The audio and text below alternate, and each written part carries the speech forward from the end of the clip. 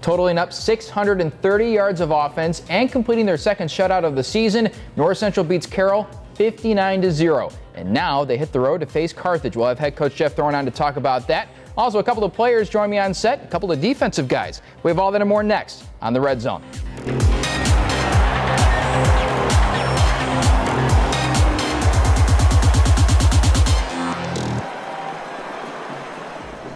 The presenting sponsor of the Red Zone is Athletico, the preferred provider of physical therapy and athletic training for North Central College.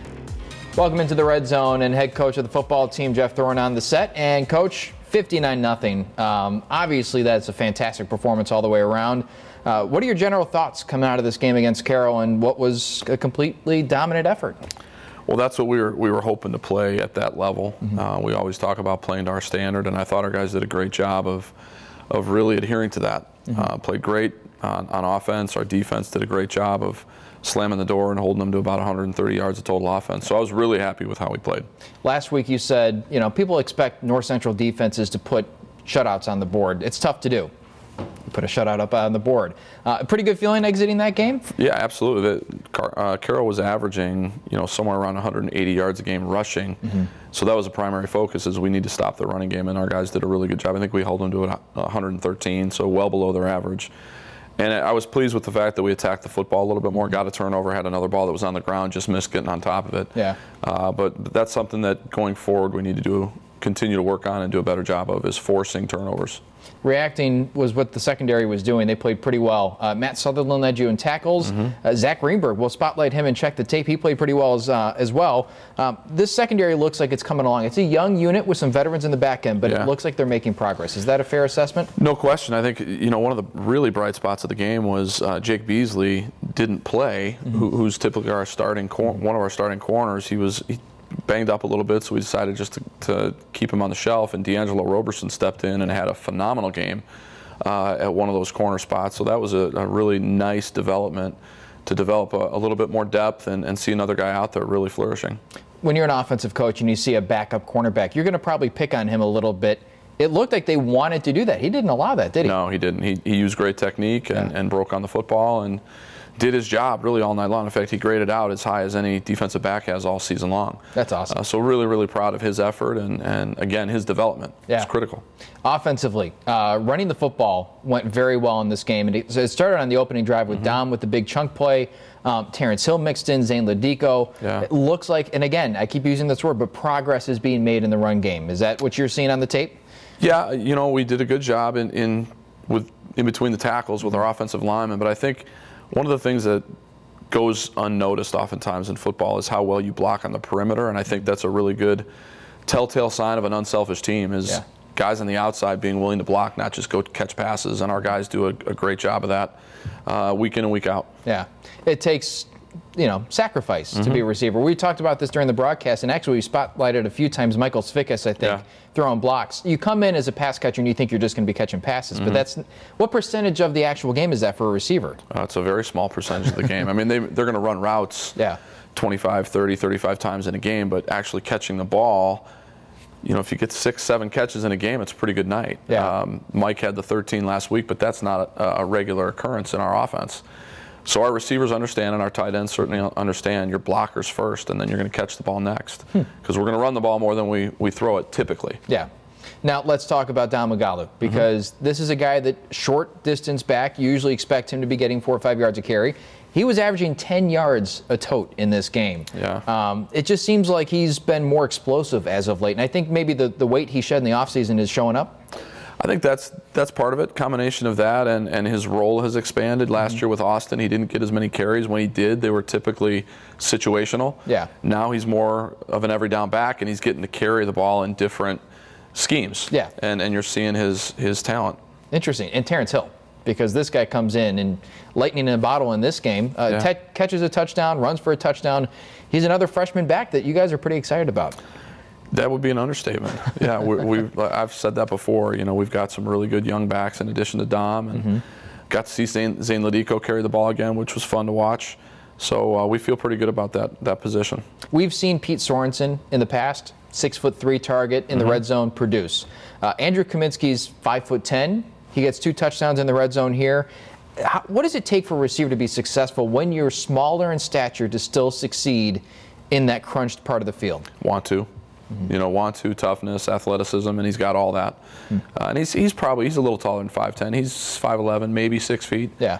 But there's not a tougher kid in our program, and not just physically, but mentally as well. Yeah. So he wants the ball. When we're down there close, really he wants the ball anywhere because he feels confident. Not in a selfish way at all. Yeah. But hey, we need a play, coach. Call my number. Dial it up, number 11. Yep. Interesting. Let's check in on the offensive line, because a little bit of movement mid-season, but it looks like they're starting to kind of gel. Yeah. Ricky Sturba looks good at right guard, and the center looks like it's pretty solidied at this point. Is that fair? You know what? Midway through that North Park game, Ricky went down, and Jordan Ryan got an opportunity at center and did just a wonderful job. And he's done nothing to change our opinion of that. He's really been steady, and he's a really confident kid. He's very intelligent. So making sure that our 5 guys up front are on the same page when you have somebody that knows what they're looking at really makes a difference. And Ricky's development at right guard has been outstanding. Seems like you can plug him in anywhere. Yeah, he's another one of those really unselfish guys that's going to do whatever the team needs. Yeah. But he's really starting to use his athleticism and his strength, and his ability to run is starting to show up on tape. Well, we're actually going to check the tape, but first we'll take a break. We'll be right back on the Red Zone.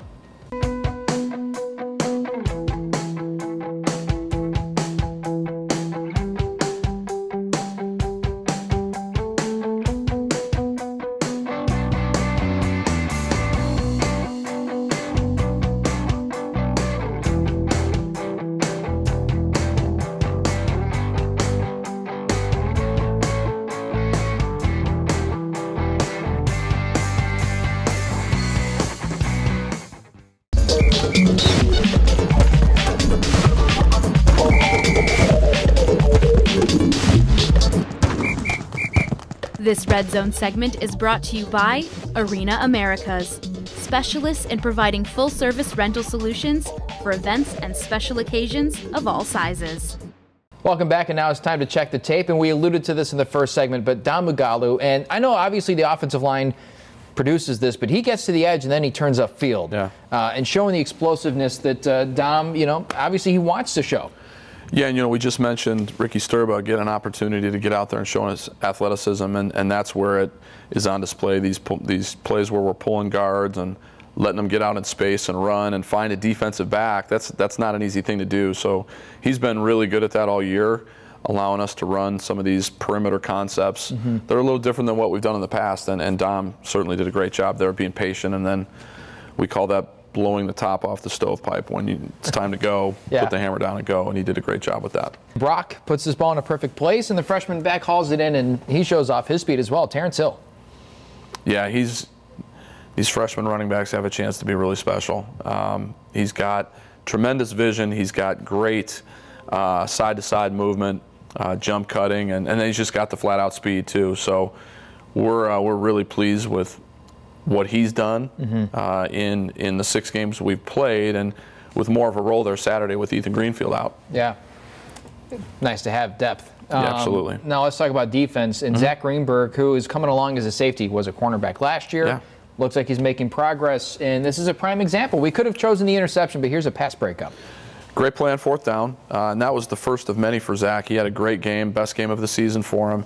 Also had the interception, and then he had a forced fumble later in the game. So he was involved in a lot of the action, and when your safeties are that active, it's a good sign for your defense.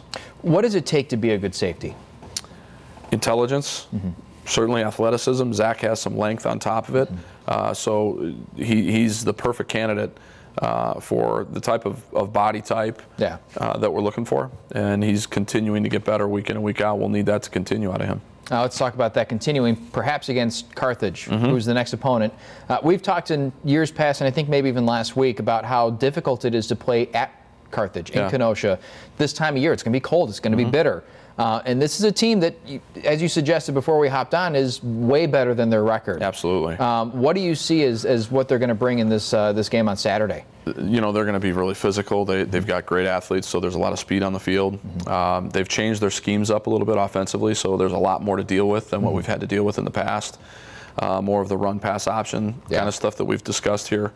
And defensively, they're going to pressure you, and they're going to get up in your face and play some man-to-man coverage. And our guys up front are going to have to be at their best on Saturday to protect Brock, but also to open up some running lanes. Josh Leonard might be licking his chops. The last time he was in Kenosha, he racked up 4 sacks. He did. We'd love to see that again.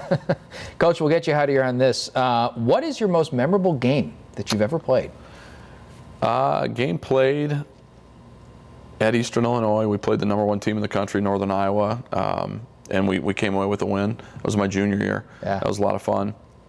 Best game coached, most memorable was Mount Union, 2013. Never forget that one. Is it difficult to kind of differentiate those two? Is it a different experience that most memorable? Completely different experience. How so? Yeah. Well, I mean, when you're out there playing, you're affecting the game with your play. Yeah. And when you're coaching, you can do your best to make the right calls, and you prepare them all week long. But at the end of the day, you turn it over to your players, and it's their opportunity to make things happen on Saturdays. Which one required more Tums? No question, coaching. It's not even close. Coach, thanks for hopping on, and good luck. Thanks, Kevin. Appreciate it. Coming up next, we'll have a couple of defensive guys hopping on set. We'll be right back on the Red Zone.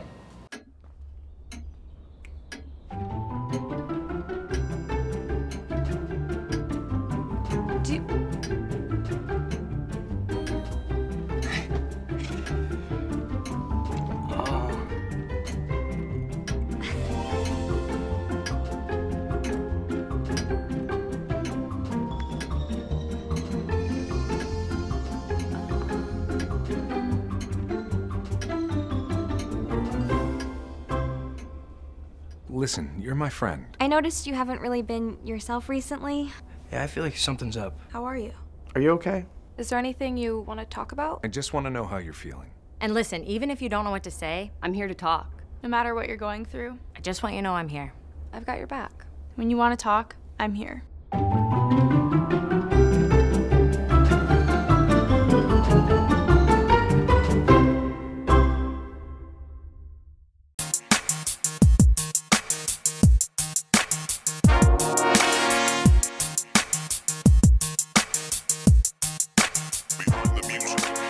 In a season where freshmen aren't just playing, but playing at a high level, this is actually becoming the norm.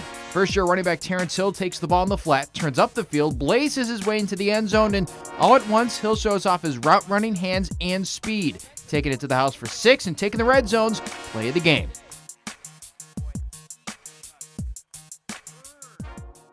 Welcome into the Red Zone. A couple of defensive guys on set, a couple of defensive linemen on set, and I look very small compared to you guys. But thanks for hopping on. Tommy Hyland, Brighton, Haverland. You guys are having a really good season, especially in the last few weeks. It seems like you guys have elevated your play. Tommy, we'll start with you. What has the progress been? How have you felt like you guys have progressed as a unit over the last few weeks? I feel like we've done a really good job so far. We still have a long way to go, obviously, but we definitely had a wake-up call against Wheaton, and we kind of had to recognize the tape and see that we weren't doing the best, and we had to make some pretty big adjustments, but I feel like we've done a good job to date. We just got to keep trending in the right direction, keeping our eyes on our gap, putting our hands to our key like Coach always says. So if we keep doing that, I feel like we'll go far. We'll do good things. Both of you guys have made a transition. Tommy, I'll start with you. From the inside or the outside to the inside, what has the adjustment been? How different are those two spots? They're pretty different. Going up against different types of players, centers and guards are a lot different body-wise than an offensive tackle or a tight end would be. But just more stout and yeah, I don't play with great pad level to begin with. So if I'm playing against shorter guys, I've got to stay extremely low, which I'm still working on. But Coach Janisek and Coach Logan have helped me a ton in the transition, and especially Coach Logan since he played last year, and he was obviously really good at what he did. So he helps me every day, just trying to get better and realizing little nuances to the position that I don't really know so well right now, but he's definitely been a huge help for me. Those are two good guys to learn from. Yeah, definitely. Now, Brighton, you made the transition not just from the inside to the outside, from tight end to defensive end. That's a pretty big move. How are you kind of handling that new role? It was a big move, but I was really excited about the move because I mean, obviously I love to hit people, so it's football. So I was really excited about the move. It's really different just in the fact of how the technique is played from going from the offensive to defensive side, but so far I've really enjoyed it. We've seen a lot of batted balls on your behalf this season. Is that something you take pride in, trying to get the hands up and swatting things away? Yes, that is one of the few things I do well. So oh, I wouldn't go that far. I try to do that. Yes, I take a lot of pride in that. So it's a pretty young unit, and Brighton, we'll stay with you. But as you guys are trying to progress over the course of the season, have you felt like the veteran leadership on that line, guys like Lane and Josh, have kind of helped out some of the younger guys? Yes, the veterans have done a ton to help us out. Josh, I would even say Ta has helped a lot, and Lane. I mean, just from the experience they've had, and going from in practice to in games has helped a ton with the tackles or the DNs. Now, Tommy, some of these young guys, we've seen them with increased roles over the last few weeks, and that helps you guys stay fresh as well. So it's kind of nice, I'm sure, for you guys getting in and out. But how have you seen them improve from maybe that first week of training camp to now? Leaps and bounds. Yeah. They've come a long way, and they definitely deserve the success that they've had so far. They work every day, and I'm super happy for all of them, and I know that if they continue to do what they're doing now, they'll have super bright futures here. So I just wish success on them, and to hope they keep doing their thing. Now, Brighton, you were on the offense last year, so you maybe have some more insight as to what's going on that side of the football. Brock is having one of the best seasons in North Central history. He's completing something like 72% of his passes. Does that surprise you at all? No, not a little. not even a little. I mean, he's an amazing quarterback. I've never played or seen a quarterback as smart as him on the offensive side. He knows the playbook inside and out, which is amazing from all aspects. Yeah. When you're on the sideline, do you enjoy watching kind of them dismantle the opposing defense? When I can, yes. When we're not in the huddle as a defense or fixing things or just critiquing things, yes, I love to watch them play. You guys ready for the quick hits? So 3 questions that have very little to do with football. Our third one may have. But you ready for this? Our first question is going to be, what was your favorite toy growing up? Tommy? I had this big toy fire truck I remember I got when I was a young kid, and I used to carry it with me everywhere, roll it around, throw it down the stairs, all that kind of stuff. So that was one toy that for sure sticks in my memory that I used to play with all the time. It's funny, the imagination takes over. Like, one of us could see, what's so fun about it is a fire truck, but there you go. Yeah. Take it everywhere with you. Make the most of it, yes sir. Brighton, how about you? I mean, honestly, I don't know if I have a specific toy, but like the toy that I liked, probably the most would be like just Legos, like just building with Legos. That was just the imagination you can use. Do you ever build anything like big? Nothing huge, I wouldn't say. No? Not like the Death Star or something like Star Wars. No. Because some people do, those are crazy big too. That's pretty cool. Last one, most memorable game you've ever played. Tommy, we'll start with you on this one. I'd have to say my senior year of high school in the semifinals. We played Prairie Ridge, and everybody else that day moved their game back because of the snow, and we didn't. So we played in like a blizzard, and we ended up winning on a scoop and score, like end of the game. I think we won by 6, but it was a super close game, and then we ended up winning state that year. So that was probably the most memorable game I've played in. Makes sense. Brighton? Mine would have to be my sophomore year of high school, game right before state when we played Fieldcrest at home. It was just kind of the same situation, just it was super muddy, rain, and it was just a muddy pit basically, and I've never seen more people at a high school game before. That's awesome. That environment's pretty cool too. Very. Well, guys, hopefully you can make more memorable games later on this season. Yes, sir. That's the goal. Thanks for hopping on, guys, and good luck against Carthage. Thank you. Thank you. Coming up next, we'll go to the Cardinal Corner. We'll be right back on the Red Zone.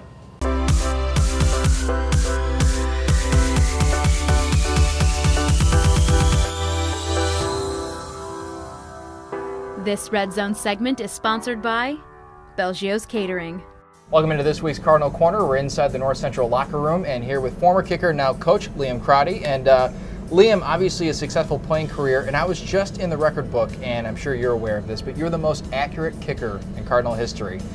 What does it mean to have that title?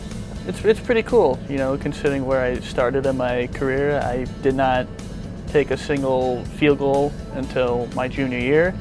So in just that 2-year span, it meant a lot to me. A lot of work was done, but not without a lot of help around the program. As you prepped and you were kind of biding your time as you geared up for your opportunity, were you envisioning the fact that you could one day be the program's most accurate kicker of all time? No, to be honest, not really. But I knew I had to be very well prepared for that opportunity because I knew once Dom Zavalia left, I was going to have to compete, put the time in. But you know, it was a really cool moment for me. Not only do you have a family, obviously the Crottys, but this seems like a family too, this program. And one of the things that I didn't know about you until an article came out, and it was NCC linked, that produced it, was you actually have autism. And to be embraced by the program and to kind of live with that, what has that experience been like? It's been awesome because I think this program does a really good job of, you know, everyone on our team has unique stories, whether they're bright or they're dark. I think the better we understand each other, like where we came from, what our stories are, the more shared diversity we have, is the better we're off. And it's just been incredible. And I'm not even the only one in our entire program. There's 2 other players that are on the spectrum as well.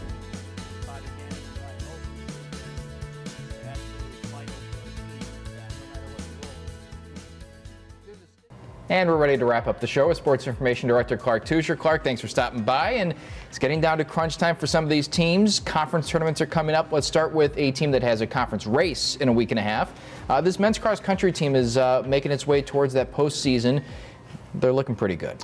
Yeah, you know, they had the pre-national meet up at Wisconsin Oshkosh on Saturday. They go to that meet every year anyway. It has the double impact of being the nationals course this year. There was a total of 50 teams in the race that they competed in and finished first by less than half the point total of the next team. There were 15 or 16 ranked teams in this thing because everybody wants to run on the nationals course. And, you know, you're talking, you know, over 400 runners, and we had everybody on our team in the top 40, including the top 4 of the top 8 overall finishers. So, you know, hard to poke holes in that performance, considering everything that was on the line. You know, and really, it's a great meet for our coaching staff because they've gone there for so many years. They have all this data to fall back on, and you can kind of compare performances from previous years and previous championship teams, and certainly a very favorable comparison with this year's group. I was just about to ask, do they ever kind of express around the building kind of where this team stands as it relates to other teams? Well, I think that's part of the ambition of a group that has a chance to be a national caliber group, is trying to take your place among some of those other teams that have come before you.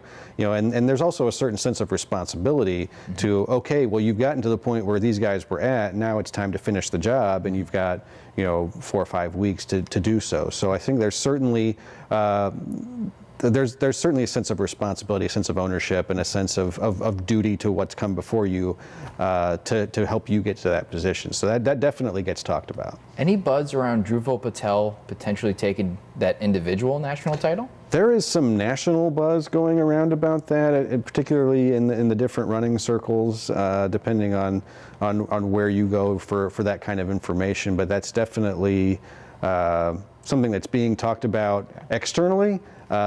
Internally, you know, there's a lot of different things that can affect that. We've had guys who were probably capable of winning an individual championship in past years, and instead chose to adopt a strategy that was more conducive to making sure the team did as well as it could possibly do. Certainly anything can happen once you get on the starting line for race day, so we'll have to see how that goes. But is he good enough? He certainly is. Fun tidbit, I don't know if you knew this, I'm sure you do because you're the master of all information. 2 former alums were in the Chicago Marathon, finished in the top 30, Ryan Root and Johnny Crane. Yeah, and both of those guys were All-Americans for those kinds of teams, and Johnny actually had the program record for most National Athlete of the Week awards before Drew, I believe, has either tied him or surpassed him this year. So definitely not a surprise. That's awesome. Let's shift gears. Let's go to women's tennis. This is one of the better teams we've seen in recent memory, and they're about to hit conference play. Are they feeling pretty confident going into it? Yeah, you know, the format is different for the conference meet for the women as opposed to the regular season, where you're not necessarily, it's not just team versus team. It's a series of individual tournaments, and you're awarded points based on how high you finish. And given some of the records of some of our top singles players and doubles pairs during the season, definitely there's the hope that they might be able to exceed the 4th place finish that they put up in their regular season record. They did have a bit of history last week. Diana Barcelata became the first player in our program's history to go undefeated through conference play during the regular season at #1 singles. Wow. So, definitely feeling good about where she's at and where some of the other top players are at heading into a tournament where the real goal is to finish in the top 4, get into the automatic qualifier tournament in the spring. So I think they're feeling pretty safe with their chances to do that. That's awesome. And speaking of trying to figure out where they are, there's a big game coming up for the men's soccer team, and some logistics will be sorted out Saturday when they face North Park. Yeah, there's a lot of the top teams in the conference were all kind of jumbled together. There's not much separating them. So, the real competition is trying to get one of those top 2 spots and get one of those first-round conference tournament games at home. It looks like it may very well, obviously their game on Wednesday against Elmhurst is going to factor into that, but it may come very well down to their Saturday senior day game against North Park, which North Park was in the national championship game a year ago. This year hasn't gone quite as well for them, but certainly a lot of guys that were on that team last year, so they've got a certain level of expectation. So we're expecting a highly competitive game on Saturday. It should be a lot of fun. Expectations, speaking of those, triathlon team just came off the national championship and they're trying to gear up for another one. I know they've got a big meet coming up. Yeah, the East Region National Qualifier. They've actually got all of their spots locked up for the national championship, but this is going to be another opportunity to really get into kind of a close race with the draft legal racing is a different style of racing than you see in some triathlons. So it's important to get a lot of reps mentally, particularly as it pertains to the cycling, because there's a lot of the tactics and kind of the team racing. It's something that you can't really do outside of actual competition. So that's going to be kind of the focus there, and hopefully they won't have a hurricane to run into. Like the area of Virginia that they're going to be in isn't that far from where they were in Tennessee for the previous qualifier. So that's always going to be a bit of a concern this time of year. So hopefully they'll be able to dodge some of that and actually be able to race the full distance. It's not often you can say a North Central team is dodging a hurricane. No, and that particular team has done it more times than we'd care to have them do, but there's not much we can do about that. That's pretty memorable too. It's pretty incredible. Now that's actually a perfect segue, because we'll get you out of here on your quick hit. What is your most memorable game you've ever partaken? Well, I competed in cross country and track and field in college. This is a race rather than a game, but my senior year of outdoor track and field, we were going into our conference meet. My specialty event was the 3,000-meter steeplechase, and I told my coach about 3 days before that I was going to win, and I was not seated first in that race, and I had never won a race in college going into that. Wow. So call it what you want to call it, but I did win the race. At the very, very end, I was going to pass the first place runner from Lewis University, and he looked back to see where I was and then tumbled over the final barrier to enable me to go in and win that. And I actually saw him. He was a freshman that year, and I was a senior. And he was, I saw him his senior year at the conference indoor championships up in Wisconsin. And he finished second in his race there, and he comes up to me at the end and he says, I never win a conference title because of you.